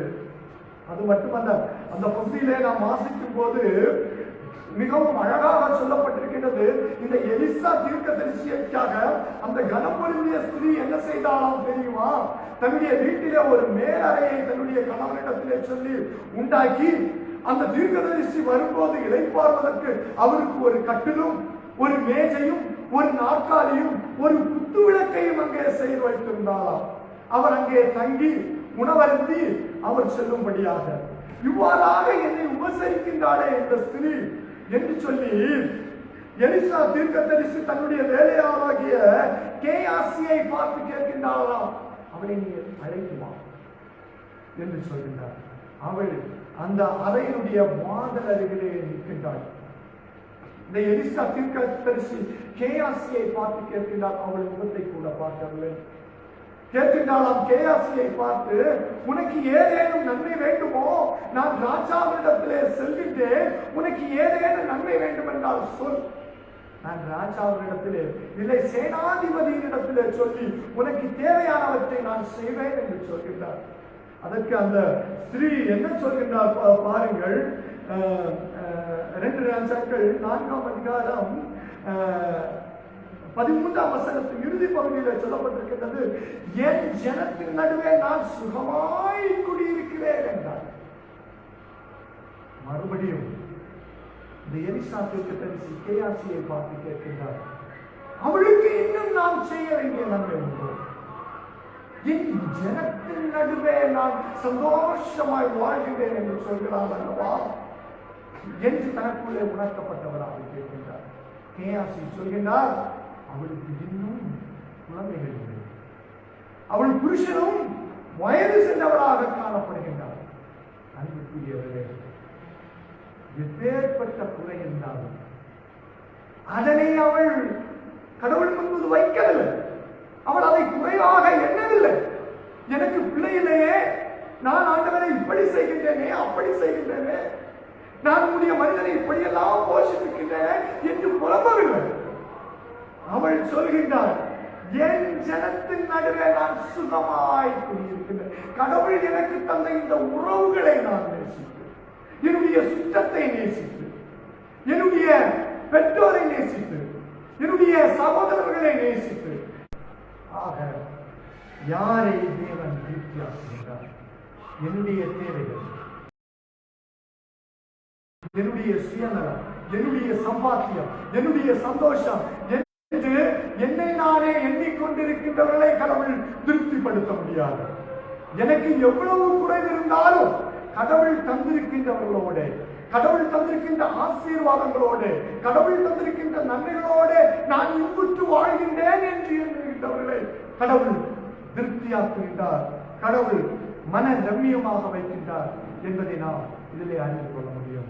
மறுபடியும் இந்த எலிசா தீர்க்கதரிசி கேயாசியை விட்டு அந்த கனம் பொருந்திய ஸ்திரியை அழைக்கின்றார். அவளிடத்திலே சொல்கின்றார், ஒரு பிராண உட்பவ காலத்திட்டத்திலே ஒரு குமாரனை அணைத்துக் கொண்டிருப்பாய் என்று 16ஆம் வசனத்திலே சொல்கின்றார். 2 ராஜாக்கள் 4:16ஆம் வசனத்திலே அவ்வாறாக கடவுள் அதை அவளுக்கு நிறைவேற்றினார். அன்புக்குரியவர்களே, யாரை தேவன் திருப்தியாக்குகின்றார்? இன்னும் முறுமுறுத்துக் கொண்டு, இன்னும் கடவுள் தந்த நன்மைகளை ஆசீர்வாதங்களை மறந்து கொண்டு, கடவுள் தந்த ஆசீர்வாதத்திலே மனம் நிறைவேற்று வாழ்கின்றோமா? அப்படி என்றால் நாம் கடவுளாலே மனரம்யமாக வாழ முடியாது. குறைவிலும் நாம் இறைவனை எண்ணி துதித்து வாழும் போது, கடவுள் தந்திருக்கின்ற உறவுகளை பேணி வாழும் போது, கடவுள் தந்திருக்கின்ற நன்மைகளை ஆசீர்வாதங்களையும் கொண்டு நாம் இன்புற்று வாழும் போது கடவுள் நம்மை திருப்தியாக்குகின்றவராக காணப்படுகின்றார். 3ஆவதாக பார்க்கும்போது மனரம்யம் திருப்தி உள்ள வாழ்க்கையை கொடுக்கும். அப்போஸ்தலனாகிய பவுல் சொல்கின்றார், நான் பிலிப்பியர் 4:11 பின்பகுதி மற்றும் 12ஆம் வசனத்திலே, நான் எந்த நிலையில் இருந்தாலும் மனரம்யமாயிருக்க கற்றுக்கொண்டேன் என்று பவுலடிகளார் சொல்கின்றார். தாழ்ந்திருக்கவும் எனக்கு தெரியும். அப்படி என்றால் தாழ்ந்திருக்கும் போது நான் கர்த்தருக்கு நன்றியை செலுத்த வேண்டும், வாழ்ந்திருக்கும் போதும் கர்த்தரே உனக்கு நன்றி என்று சொல்ல வேண்டும். எவ்விடத்திலும் நாம் கடவுளுக்கு நன்றியை சொல்ல வேண்டுமா? அவர் சிறையில் இருக்கும் போதும் நன்றி சொன்னார். நம்மை போன்ற ஏழைகளுக்கு ஒரு சிறை, வசதி படைத்தவர்களுக்கு ஒரு சிலை, ஒரு சிறை, சின்ன தவறு செய்தவனுக்கு ஒரு சிறை, அதிக தவறு செய்தவனுக்கு வசதி படைத்த சிறை. அப்படிப்பட்ட காலத்திலே பவுலடிகளார் வாழவில்லை இல்லையா? கொஞ்சமா திருத்தவனுக்கு ஒரு சிறை, அதிகமா திருத்தவனுக்கு வசதி உள்ள சிறை. அது நம் காலத்து சிறைகள். ஆனால் பவுலடிகளார் இருக்கும்போது அமர்வதற்கென்றால் அப்படியே அமர மட்டும்தான் முடியும், திருப்பக்கூட முடியாது. அப்படிப்பட்ட சிறை. படுத்திருந்தோம் என்றால் உட்கார முடியாது, திரும்ப முடியாது. எந்த நிலையில படுத்திருக்கின்றோமோ அப்படியே படுத்திருக்க வேண்டும். இவ்வளவு கொடிய சிறை பாரு. அப்படிப்பட்ட சிறையிலே நம்மளால் சிந்தித்தே நாம் செத்து விடுவோம். அப்படிப்பட்ட ஒரு நிலையை சிந்தித்தே நாம் இந்த காலத்து மக்களை கொண்டு நம்மை நாமே மாறி. அப்படிப்பட்ட சிறையில அவர் சொல்லுகின்ற வார்த்தைகள், எவ்விடத்திலும் நான் கடவுளை ஸ்தோத்தரிப்பேன், எல்லாவற்றிலும் ஸ்தோத்தரிப்பேன். திருப்தியா இருந்தாலும் ஸ்தோத்தரிப்பேன், பட்டினியா இருந்தாலும் ஸ்தோத்தரிப்பேன், பரிபூர்ணப்படவும் குறைவுபடவும் போதிக்கப்பட்டிருக்கின்றேன் என்று பவுலடிகளார் சொல்கிறார். அன்புக்குரியவர்களே, மனரம்யம் திருப்தி உள்ள வாழ்க்கையை பவுலுக்கு கொடுப்பது. இந்த மனரம்யம் நம்மிடத்திலே காணப்படுகின்றதா? யாத்திரையாகமம் 16ஆம் அதிகாரம் 16 முதல் 18 வரை நாம் பார்க்கும்போது, இஸ்ரவேல் ஜனங்களுக்கு கடவுள் புசிக்க அப்பம் கொடுத்தார். அவர் சொல்லுகின்றார், ஒவ்வொருவரும் ஒவ்வொரு தலைக்கு ஒரு ஓமர் அளவு அப்பத்தை எடுத்துக் கொள்ளுங்கள் என்று. ஆனால் சிலர் என்ன செய்தார்கள்? அதிகமாக சேகரித்தார்கள். சிலர் என்ன செய்தார்கள்? கொஞ்சமாக சேகரித்தார்கள். அதனை வந்து ஓமரிலே அளந்து பார்த்தார்கள். அதிகமாக எடுத்தவனுக்கு அதிகமாயும் இல்லை, குறைவாக எடுத்தவனுக்கு குறைந்து போகவும் இல்லை என்று ஆண்டவர் மனரம்யத்தை தெளிவாக அந்த இஸ்ரவேல் ஜனங்களுக்கு கற்றுக் கொடுத்தார். இந்த உலகத்திலே அதிகமாக சம்பாதித்து வைத்திருக்கின்றோம் என்றால் அதுவும் இறைவனுடைய ராஜ்யத்திலே அதிகமாக வந்து சேர்ந்தார். இந்த உலகத்திலே குறைவாக சம்பாதித்து வைத்திருக்கின்றேன் என்று சொன்னாலும் தேவனுடைய ராஜ்யத்திலே குறைவாவதில்லை. ஏனென்றால் அவர் நமக்கு என்ன ஆசீர்வாதத்தை வைத்திருக்கின்றாரோ அதனை அடைய வேண்டும், அதனை நாட வேண்டும் என்பதே நம்முடைய மனமாக காணப்பட வேண்டும். அப்படி என்றால் இந்த உலகத்திலே நமக்கு ஐஸ்வர்யம் தேவையில்லையா, வசதி தேவையில்லையா, வாழ்வு தேவையில்லையா என்று நாம் எண்ணக்கூடும். அப்படி அல்ல. நான் சொல்வது என்னவென்றால், வேதம் சொல்கிறது என்னவென்றால், இல்லாதவற்றை எண்ணி இருக்கின்ற வாழ்வை இழந்து விடாதீர்கள். இல்லாததை சிந்தித்து சிந்தித்து கடவுள் தந்திருக்கின்ற அனுதின வாழ்விலே சந்தோஷத்தை இழந்து விடாதீர்கள். இருக்கின்றதை எண்ணி கடவுளுக்கு நன்றி செலுத்துங்கள். இல்லாததை கடவுள் அதை தரும்போது அதற்கும் நன்றி செலுத்தும். இதுதான் கடவுள் சொல்கிறார். ஆகவே நாம் சோம்பேறியாக இருக்க வேண்டும் என்றோ, பொருள் தேடக்கூடாது என்றோ, கடவுளுடைய பிள்ளைகள் ஆசீர்வாதமாக வாழக்கூடாது என்றோ வேதம் சொல்லவில்லை. அன்புக்குரியவர்களே, ஆபகம் 3:17-18 இவ்வாறாக சொல்கின்றது, அத்திமரம் துளிர்விடாமல் போனாலும், திராட்சை செடி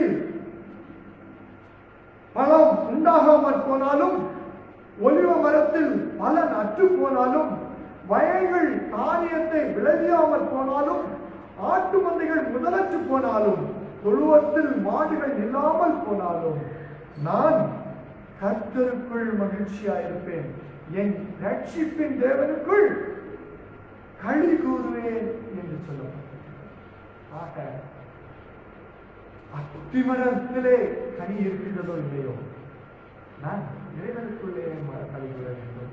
இறைவன் தருகின்ற நன்மைகளை, ஆசீர்வாதங்களை, பலத்தை, சுகத்தை எண்ணி நாம் நன்றி செலுத்துகின்றவர்களாக காணப்பட வேண்டும்.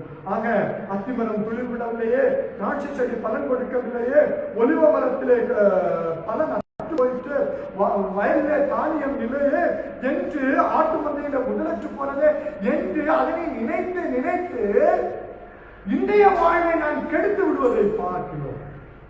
கடவுள் தந்த வாழ்வை நினைத்து சந்தோஷமாக வாழ வேண்டும். நான் ரட்சிப்பின் தேவனுக்குள்ளே களிகூர்ந்து வாழ வேண்டும். இதுதான் மனரம்யம், திருப்தி உள்ள வாழ்க்கையை கொடுக்கும். என்று ஆண்டவர் சொல்கின்றார். யூசப் இஸ்மாயில் என்று ஒரு மல்யுத்தக்காரர் காணப்பட்டார். 1894 ஆண்டு அவர் சிறந்த மல்யுத்தக்காரர்.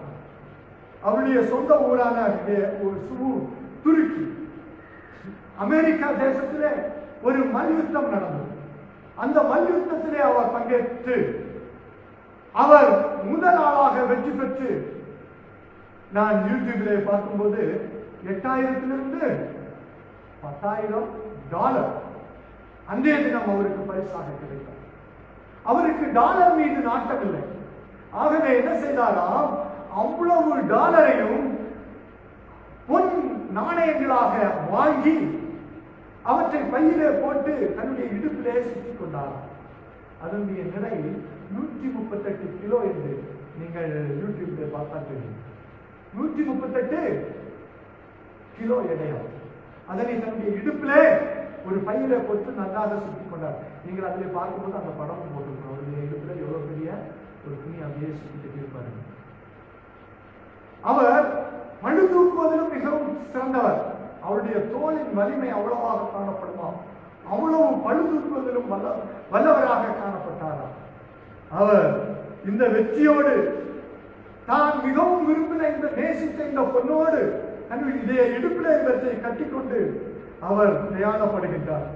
அவர் பிரயாணப்படும் போது பர்கோனி என்கின்ற அந்த கப்பல் கடலின் அடியிலே காணப்பட்ட பாறையிலே இடித்து அது உடைந்து போய்விட்டது. உடைந்து போய் அந்த கப்பல் தண்ணீரிலே மூழ்க ஆரம்பித்தது. மூழ்கும் போது அந்த கப்பலில் உள்ள அனைவரும் படகுகளினாலே பாதுகாக்கப்பட்டார்களாம். பெரிய கப்பல்களிலே பாதுகாப்பு படகுகள் காணப்படும். அந்த பாதுகாப்பு படகுகள் மூலமாக இந்த மக்களை காப்பாற்றுவார்கள். அப்படிப்பட்ட அந்த பாதுகாப்பு படகுகள் மூலமாக அனைத்து மக்களும் பாதுகாக்கப்பட்டார்களாம், காப்பாற்றப்பட்டார்களாம். ஆனால் ஒரே ஒரு மனிதரை மட்டும் பாதுகாக்க முடியவில்லை. அவர் யார் என்றால் இந்த தலை சிறந்த மல்யுத்தக்காரர் யூசுப் இஸ்மாயில். காரணம் என்னவென்று அவர் பார்க்கும்போது, கப்பல் உடைந்ததும் அந்த பொன் பழுவினாலே, அந்த தங்க நாணயங்களின் பழுவினாலே அவருடைய உடம்பு மட்டும் ஆழத்தில் சீக்கிரமாக சென்றார். அவரை காப்பாற்ற முடியவில்லை. அன்புக்குரியவர்களே, மனரமியம் திருப்தியுள்ள வாழ்வை கொடுக்கும். வேதம் சொல்கிறது, போதும் என்கிற மனதுடன் கூடிய தேவபக்தியே மிகுந்த ஆதாயம் என்று சொல்லுகிறது. அந்த பொன் மீது நாட்டம் கொண்டார். அந்த பொன் அவரை காப்பாற்ற முடியவில்லை. எண்ணி பாருங்கள், இந்த காலத்தில் கூட பெரிய பெரிய கோடீஸ்வரர்களை எல்லாம் நம்ம பார்த்துருக்கோம் இல்லைங்களா? அவருடைய பணமோ பொண்ணோ அவரை காப்பாற்ற முடியவில்லை.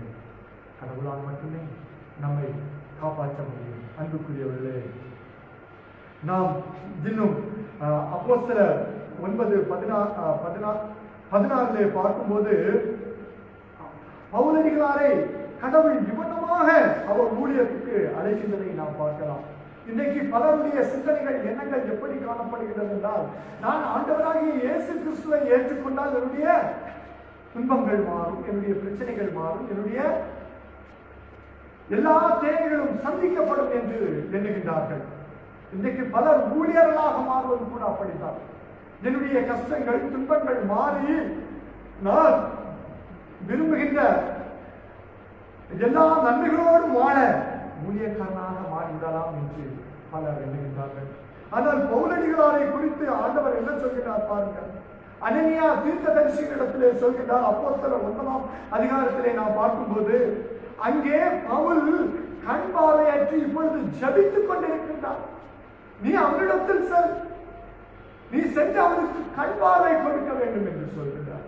அப்படி இந்த அனனியா சொல்கிறார், ஆண்டவரே, அவன் நம்முடைய ஜனங்களை துன்புறுத்தினவன் அல்லவா, அநேகரை கொலை செய்தவன் அல்லவா, அப்படிப்பட்டவனிடத்திலா நான் செல்ல வேண்டும் என்று அனனியா கேட்கின்றார் இறைவனிடத்திலே.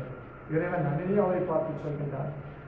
அப்போஸ்தலர் 9:16 சொல்லப்பட்டிருக்கின்றது, அவன் என்னுடைய நாமத்து நிமித்தம் எவ்வளவாய் பாடுபட வேண்டும் என்பதை நான் அவனுக்கு காண்பிப்பேன் என்றார். அவனை எதற்காக நான் சொல்கிறேன்? சுகபோகமாக வாழ்வதற்காக அல்ல. இன்னும் இன்புற்று வாழ்வதற்காக அல்ல. ஆனால் நான் அவனை எதற்காக அழைத்திருக்கின்றேன்? அவன் என்னுடைய நாமத்து நிமித்தம் எவ்வளவாய் பாடுபட வேண்டும் என்பதை நான் அவனுக்கு காண்பிப்பேன் என்று சொல்கின்றார். அவர் சாதாரண அல்ல, பல கப்பல்களின் அதிபதி, கமாலியனிடத்திலே வேதத்தை கற்றவன், அன்றைக்குள்ள பெரிய ஆசாரியனாகிய கமாலியனிடத்திலே வேதத்தை கற்றவன் இந்த பவுல். அப்படிப்பட்ட அறிவாளி, இன்னும் பல கோடிகளின் அதிபதி, அவரை ஆண்டவர் இதற்காக பிடிக்கின்றாரா?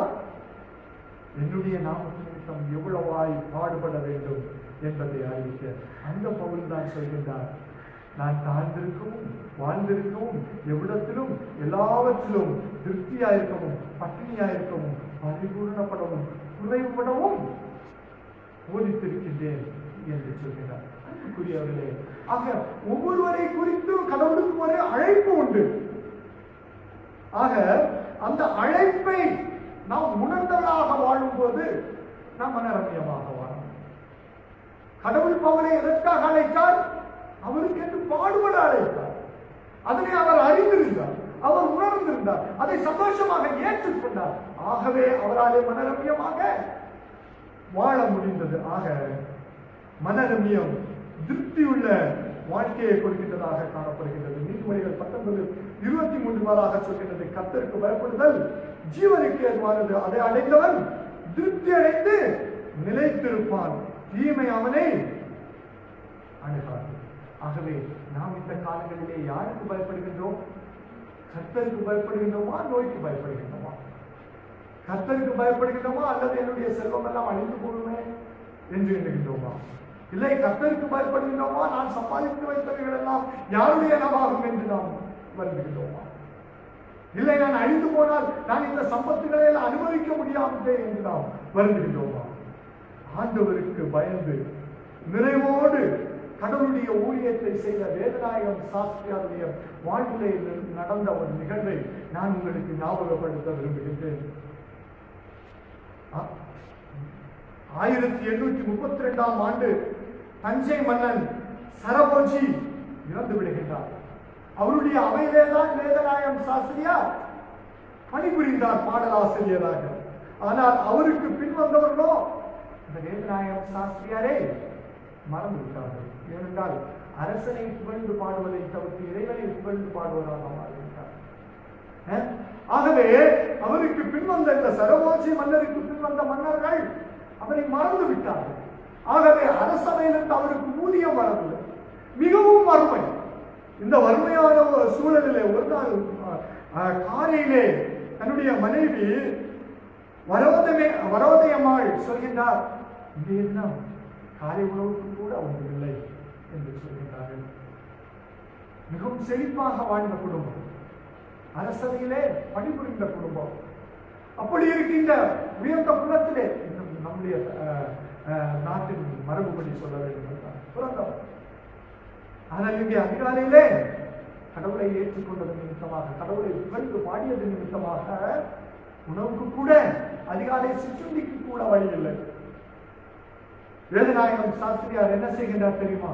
தன்னிடத்திலே இறுதியாக இருந்த சில காசுகளை தேடி பார்க்கின்றார். அவற்றை எடுத்து தன்னுடைய மனைவிடத்திலே குறித்து சொல்கின்றார், இதற்கு இது ஆலோசனை. அவர்கள் என்ன செய்கின்றார்கள் தெரியுமா? அவர் கொடுத்த அந்த காசினாலே சில வெள்ளக்கட்டிகளை தான் வாங்க முடியும். ஆகவே இன்றைய தினம் வெள்ளக்கட்டிகளை வாங்கி காப்பி போட்டாவது இந்திய பொழுதை கழித்து விடுவோம் என்று சொல்லி வெள்ளக்கட்டியை வாங்கி காப்பி போட வெள்ளக்கட்டியை உடைக்கின்றார்கள் சரபோஜி அம்மாள், வரோதயம்மாள். நடந்தது என்ன தெரியுமா? அந்த வெள்ளக்கட்டிக்குள்ளே வெள்ளிக்காசு, அதை எடுத்துக்கொண்டு போய் அன்றைய தினம் 30 பேரை போஷித்தார்களாம்.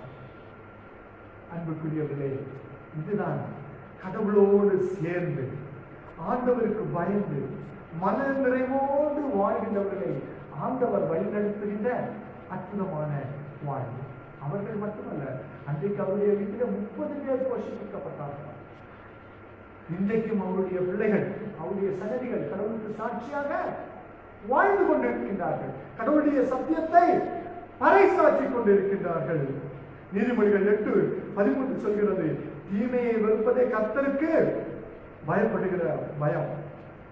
பெருமையையும் அகந்தையையும் தீய வழிகளையும் புரட்டு வாயையும் நான் வெறுக்கிறேன் என்று சாலோமன் ஞானி சொல்கிறார்.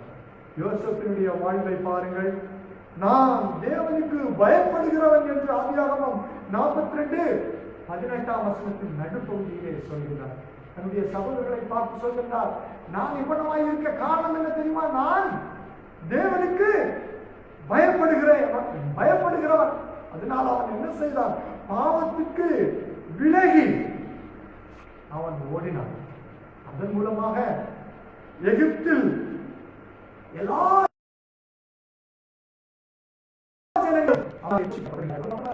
கானான் தேசத்தில் உள்ள தன் குடும்பத்தார் 70 பேரும் தன்னாலே போஷிப்பிக்கப்படுகிறார்கள்.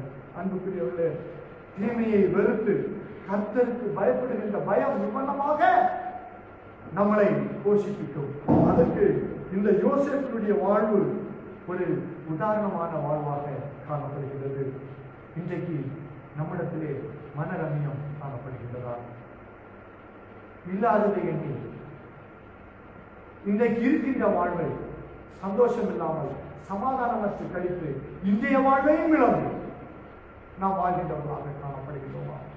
ஆக கடவுள் தந்திருக்கின்ற இன்றைய நாள் வாழ்வை அனுதினமும் கடவுள் என்னை வழிநடத்துவார் என்கின்ற நம்பிக்கையோடு இன்றைய வாழ்வை இன்புற்று வாழ்வோம். கடவுள் மீது நம்பிக்கையுற்று வாழ்வோம். நிச்சயமாக நாளை கடவுள் சந்திப்பார்.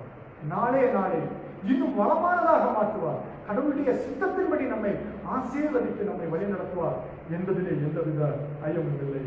போதும் என்கிற மனதுடன் கூடிய தேவ பக்தியே மிகுந்த ஆதாயம் என்று கடவுள் இன்று நம்மை பார்த்து சொல்கின்றார்.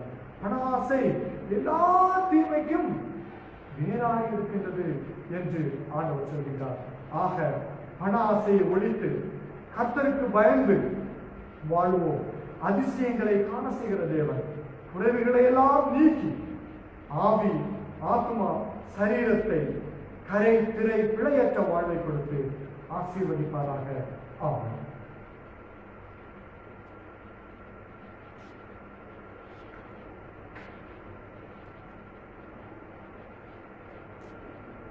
இந்த வாரத்திலே பிறந்த நாட்களை கொண்டாட இருக்கின்றவர்கள் 7 பிறந்த நாளை கொண்டாடுகிறார்.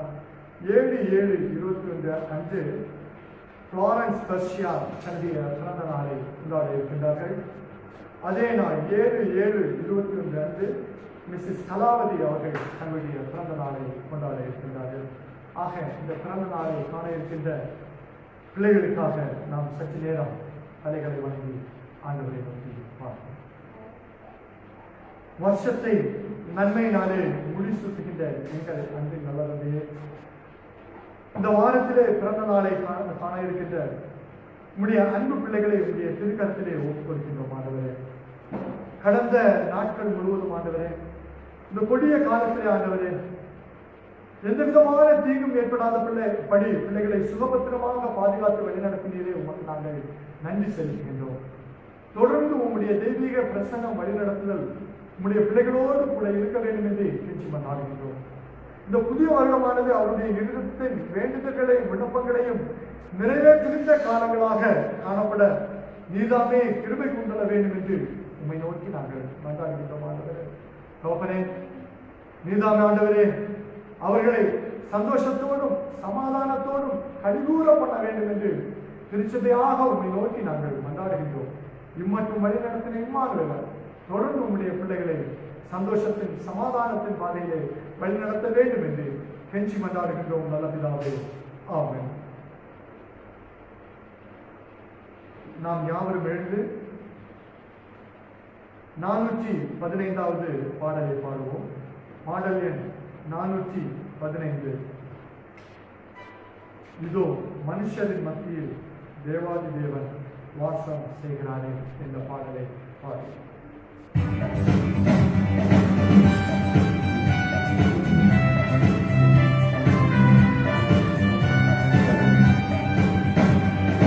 மனுஷரின் மத்தியில் தேவாதி தேவன் வாசம் செய்கிறானே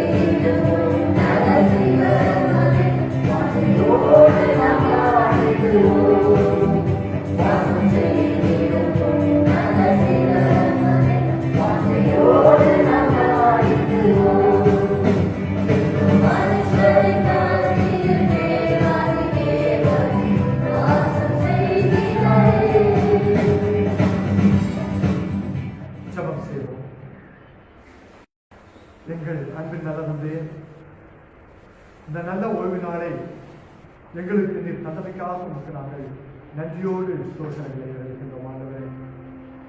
தகப்பனே, இந்த தினம் நீர் எங்களோடு பேசியமைக்காக உமக்கு நாங்கள் நன்றியோடு ஸ்தோத்திரங்களை இருக்கின்றோம். நாங்கள் மன ரம்மியமுடையவர்களாக வாழ நீதாமே எங்களுக்கு உதவி செய்தள்ள வேண்டும் என்று உங்களை நோக்கி நாங்கள் மன்றாடுகின்றோம். தகப்பனே, மன ரம்மியம் எங்களுக்கு போதும் என்கின்ற திருப்தியுள்ள வாழ்வை தருகிறது. மன ரம்மியம் உள்ளவர்களை தேவன் திருப்தியாக்குகிறார். மன ரம்மியம் திருப்தியுள்ள வாழ்க்கையை கொடுக்கும் என்று நீர் எங்களோடு இன்றைக்கு பேசுகிறீர்களே, உமக்கு நாங்கள் நன்றி செலுத்துகின்றோம். பவுலடிகளார் சொல்கின்றார் அல்லவா, கிறிஸ்துவின் அன்பை விட்டு நம்மை பிரிப்பவன் யார்? உபத்திரவமோ, வியாகுலமோ, துன்பமோ, பசியோ, நிர்வாணமோ, நாசமோசமோ, பட்டயமோ, கிறிஸ்துவின் அன்பை விட்டு என்னை எதுவும் பிரிக்க மாட்டாது என்று சொல்கிறது போல் இந்த உலகத்திலே துன்பங்கள், பாடுகள், வியாதிகள், வேதனைகள் வரும்போது நாங்கள் உண்மையும் மற்றவர்களையும் பழி சுமத்தாமல் நீர் எங்களுக்கு அன்புதான் தந்து வருகின்ற நல்ல வாழ்வை நினைத்து உமக்கு நன்றி செலுத்தி நாங்கள் மனரம்யமாய் வாழ நீதாமே எங்களுக்கு கற்றுத்தர வேண்டும் என்று உண்மை நோக்கி நாங்கள் மன்றாடுகின்றோம். உங்களுடைய சன்னிதானத்திலே வந்திருக்கின்ற ஒவ்வொருவரையும் நீதாமே ஆண்டவரே ஆசீர்வதித்தள்ள வேண்டும் என்று உண்மை நோக்கி நாங்கள் மன்றாடுகின்றோம். உன்னை ஆசீர்வதிக்கவே ஆசீர்வாதம் இஸ்ரவேலை ஆசீர்வதிப்பதே தேவனுக்கு பிரியம் என்று சொன்ன தேவன் அவனமாக இங்கே வந்திருக்கின்ற ஒவ்வொருவரையும் என் அருமை அப்பன் ஆசீர்வதிக்க வேண்டும் என்று தெரிஞ்சுக்கொண்டார்கின்றோம். இந்த வார்த்தையை கேட்டுக்கொண்டிருக்கின்ற ஒவ்வொருவரையும் உடைய கரத்திலே ஒப்புக் கொடுக்கின்றோம். இந்த கொடிய காலத்திலே பெற்றோரை இழந்து தவிக்கின்ற பிள்ளைகளை உடைய கரத்திலே ஒப்புக் கொடுக்கின்றோம். எங்களுடைய எதிர்காலம் எப்படியாகும், எப்படி நாங்கள் எங்களுடைய எதிர்காலத்தை சந்திப்போம் என்று இன்றைக்கு பல பிள்ளைகள் பெற்றோர்களை இழந்து தவித்து வாழ்கிறார்கள். ஆண்டவரே, அவர்களுக்கு மனரம்யமாக வாழ கற்றுத்தாருங்க ஆண்டவரே. அது மட்டுமல்ல ஆண்டவரே, அப்படிப்பட்ட பிள்ளைகளை நாங்கள் ஆண்டவரே எங்களுடைய பிள்ளைகளாக பாவித்து வாழக்கூடிய மனரம்யத்தை பெற்றோர்களாகிய எங்களுக்கு தாரும் ஆண்டவரே. அப்படி இந்த உலகத்திலே ஆண்டவரே மனரம்யமாக வாழ்ந்து உமக்கு பயப்பட்டு வாழ்ந்து ஆண்டவரே இன்மையிலும் மறுமையிலும் நீர் வைத்திருக்கின்ற பேரின்பத்தை நாங்கள் பெற்றுக்கொள்ள ஒவ்வொருவரையும் நீதாமே தகுதியாக்க வேண்டும் என்று உம்மை நோக்கி நாங்கள் மன்றாடுகின்றோம். ஆண்டவரே, அவனே தொடர்ந்து நாங்கள் உலகத்துக்கு நேராக செல்ல இருக்கின்றோம். பிசாசானவன் கட்சிக்கின்ற சிங்கத்தை போல யாரை விழுங்கலாம் என்று வகை தேடிக் கொண்டிருக்கின்றான். ஆண்டவரே, அவனுடைய வலைக்குள் நாங்கள் விழுந்ததாகபடி எங்களுடைய ஆவி ஆத்மா சரீரத்தை நீதாமே பாதுகாத்துக் கொள்ள வேண்டும் என்று உம்மை நோக்கி நாங்கள் மன்றாடுகின்றோம். அவனே வந்தது நல்லது என்ற எண்ணத்தோடு உம்முடைய சன்னிதானத்திற்கு நாங்கள் கடந்து செல்ல இருக்கிறார். நாங்கள் திரும்ப உம்முடைய சன்னிதானத்திலே வரும் வரை உம்முடைய தெய்வீக பிரசன்னம் எங்களை ஆட்கொண்டு வழிநடத்த வேண்டும் என்று கெஞ்சி மன்றாடுகின்றோம். வேளாவற்றையும் எங்களுக்காக பாடுபட்டு ரத்தம் சிந்தி மறித்து வைத்த இரட்சகர் இயேசுவின் மூலம் மன்றாடுகின்றோம். ஜீவனுள்ள பரமபிதாவே, ஆமென். நாம் கர்த்தரை ஸ்தோத்திரிப்போம். என் ஆத்மாவே கர்த்தரை ஸ்தோத்திரி, என் முழு உள்ளமே அவருடைய பரிசுத்த நாமத்தை ஸ்தோத்திரி. என் ஆத்மாவே கர்த்தரை ஸ்தோத்திரி, அவர் செய்த சகல உபகாரங்களை மறவாதே. ஆமென். ஆசீர்வாதம். கர்த்தர் உங்களை ஆசீர்வதித்து உங்களை காக்க கடவுள். கர்த்தர் தம்முடைய முகத்தை உங்கள் மேல் பிரகாசிக்க பண்ணி உங்கள் மேல் கிருபையாக இருக்க கடவுள். கர்த்தர் தம்முடைய முகத்தை உங்கள் மேல் பிரசன்னமாக்கி உங்களுக்கு சமாதானம் கட்டளையிட கடவுள். தந்தை, மைந்தன், தூய ஆவியும் அன்பும் அருளும் கூட்டுறவும் இன்றும் சதா காலங்களிலும் நம் அனைவரோடும் தங்கியிருப்பதாக. ஆமென். ஆமென்.